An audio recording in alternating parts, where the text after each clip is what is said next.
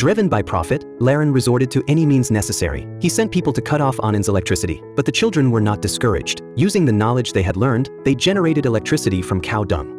Laren sent a woman to falsely accuse Anand, but she could not even identify the right person, and again, the attempt failed. Left with no other options, Laren had no choice but to seek help from gangsters. However, the defiant Anand simply replied, "I am ready anytime." Only 8 months remained until the exam. These children, starting from scratch, had to catch up to a year's worth of progress in this limited time. However, a shortage of textbooks became their biggest problem. Due to limited funds, the 30 children here had only one book to share. Anxious, Anand took his remaining money and searched everywhere for a cheap copy shop, hoping to get more textbooks for less money. But when he returned to the classroom, he found the children using a homemade projector, copying down key points in the darkness, racing against time. Watching the relentless children, Anand felt deeply comforted. Compared to those children from wealthy families, these kids had more resilience. They were like wild grass, thriving with just a little nourishment. But hardships followed one after another. Their food supplies were dwindling and would not last much longer. Anand had no choice but to go to the bank to apply for a loan. However, the manager, looking at his empty account, flatly refused him.